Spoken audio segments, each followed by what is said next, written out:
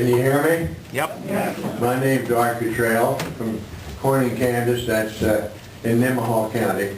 I was drafted from there and got my basic training in Texas. And then I left there and went to, of course, over to England for preparation for D-Day. And I was in the 90th Infantry Division, 357 in M Company. We was machine gunners, air-cooled, thank heavens. They weren't quite as heavy. But anyway, we had a lot of rigorous training in England before the push. And we were supposed to go across on the 4th of June, but it got so foggy we couldn't do it. We loaded up though. I went on Miss Clara Martin. And we landed D-Day, June the 6th, 4 o'clock in the morning at the Utah beach. And our battles was taking Normandy Beachhead. And then we went to the Hedgerows, Falaise Gap, the Siegfried Line. Them was all major battles, understand. And then we crossed the Star River, which was real. We lost a lot of men at the Star River. The Germans had big dams up above and they broke the dams and flooded us, and we didn't know it was coming till we had a 20-foot wall of water coming, and which was awful. Anyway, then we went to the Rhine River, and George Patton's driver got killed.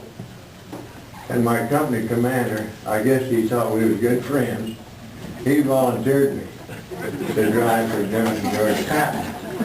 And I have a picture at home, I and George Patton on the Rhine River edge with our first sergeant and our company commander. And I'm in that picture. The photographer took it, and he lived in California. I didn't know him at all.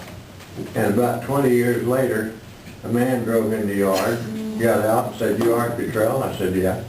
He said, "I got a picture I took of you guys at the Rhine River." And he said, "The reason I'm coming through, I got a brother in Missouri. And I was going to go see him, and I want to stop off here and give you this picture." Well, everybody thought George Patton was pretty rough, and he was at times. But he was the best general that ever walked, as far as I'm concerned. And he could be so good. He'd ask you where you're from, what you done, what you was going to do. But if he saw a soldier out of line, he'd jump out of that Jeep and give him heck. Right quick. but he was good, and we was 3 times trying to cross the Rhine River before we got across. And they put in Bailey bridges for us. And all that was left, the Germans left, was a railroad bridge. Well, you can't drive a tank or a Jeep or stuff across a railroad bridge. It's impossible. Well, anyway, we went on to Luxembourg, Poland, Czechoslovakia, Belgium, I don't know how many countries, because I lost track of where we was at. You know, I was too concerned about saving your life, more or less.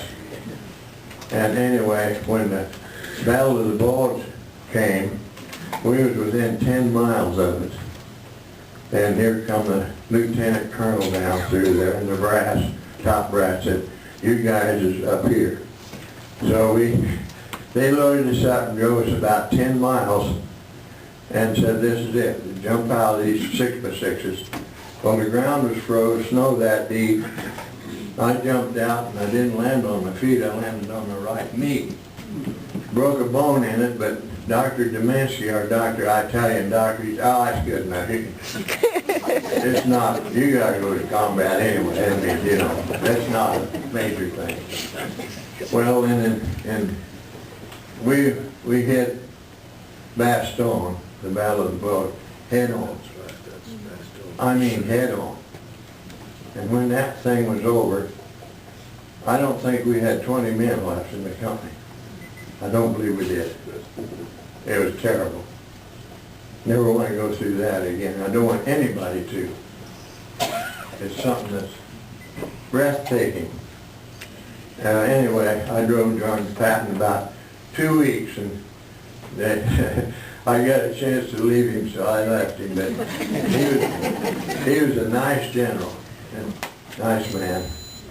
And I have 4 daughters here today and their husbands that came to view this. I'm real proud of them. And 1 granddaughter, yeah. And I don't know if I answered all these questions or not. Anyway, I still live on a farm, miles south of Corning on 63 Highway, 34 miles straight north of St. Mary's on 63. And I suppose my time is up, isn't it?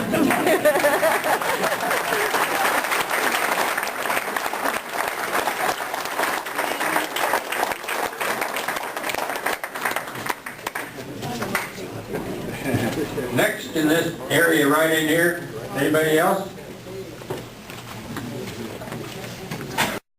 Does anybody else have any other questions while we're waiting to get the list? Yeah.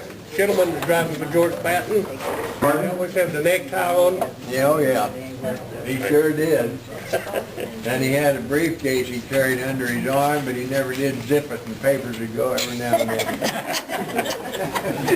That's where I won my Bronze Star. He lost some papers in enemy territory, and he volunteered me to go find them. I was 22 years old, like a sap. I went, crawled on my hands and knees for a quarter of a mile, and found these papers, brought them back. That's the way I earned my Bronze Star. Question? I got a question for the gentleman that was with the General. Did he really have the pearl-handled pistols? He sure did, left and right. He'd use either one like this with his right hand. He was a good general. Some people didn't like him, but I sure did. Question? Yes.